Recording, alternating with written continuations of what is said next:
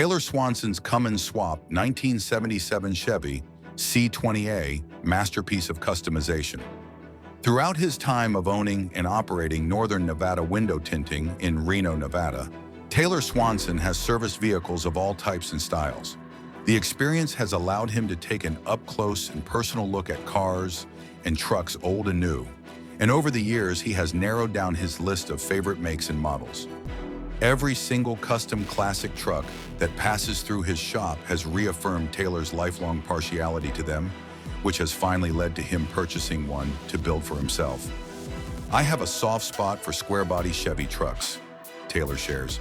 "I had an '84 K10 in high school, and I recently started to be overcome with the need to seek out and buy another vintage bow-tie truck that I could customize my own way." After searching high and low for the perfect truck to buy, Taylor eventually found it in a 1977 Chevy C20 Scottsdale pickup. The sky's the limit with a truck like this, but he had no intention of taking it higher in altitude. He envisioned his truck slammed to the ground, rocking a nostalgic factory paint scheme and featuring all the styling and detailing that goes into the most impressive showpieces.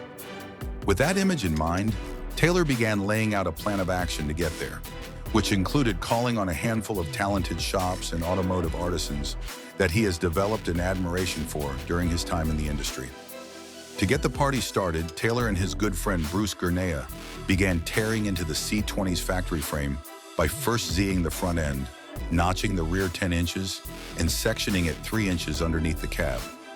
Next, the duo began outfitting the altered chassis with top-shelf components to bring it all together, including a Porterbuilt front drop member system and a rear 4-link setup. Next, Slam Specialties SS8 airbags and RideTech HQ shocks were affixed to each corner, and an Accuair E-level air management package was wired up to give Taylor the fly ride height control.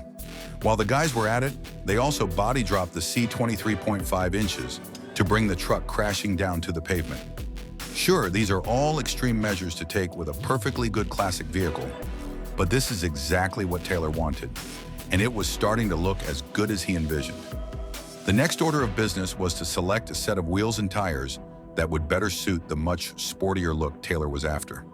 What he chose was a set of 20-inch diameter Detroit steel Delray wheels that have been covered in Firestone Firehawk Indy 500 tires.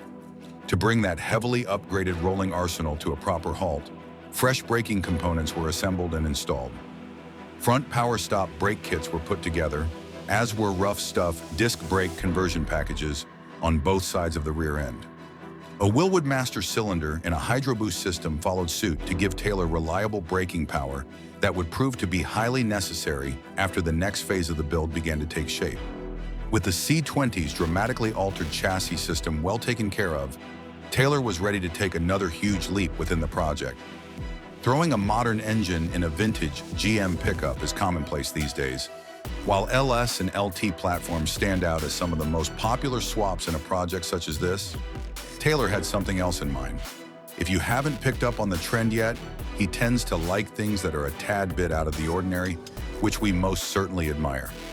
There's nothing better than seeing someone go against the grain with a truck model that is commonly customized, and the decision to run with a P-pumped 2005.9-liter Cummins diesel engine was a major league curveball. Dakota Sargent of Full Hook Performance in Las Vegas was recruited to handle this portion of the process. Taylor didn't randomly pick Dakota's name out of a hat, though. He has built a huge reputation for himself in the diesel performance industry, and Taylor had no doubt Dakota would make this unique engine swap a success. A stock condition Cummins drop wasn't exactly what the guys had in mind, as the inline-6 diesel engine was severely beefed up and dressed to impress.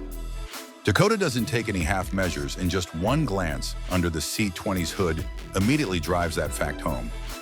With more modifications than can be counted in a timely fashion, the Cummins turned into an absolute beast. There isn't a component that hasn't been replaced, rebuilt, or upgraded throughout the build. Through the strategic combination of each individual performance component, Dakota delivered a well-fitting, high-performing, out-of-place diesel engine that has knocked many onlookers off balance. While I do love how everything turned out with the engine, I would make one suggestion to others out there. looking to do the same modification, Taylor mentions. If I were to start over from the beginning, I would recommend going with a 12-valve AP,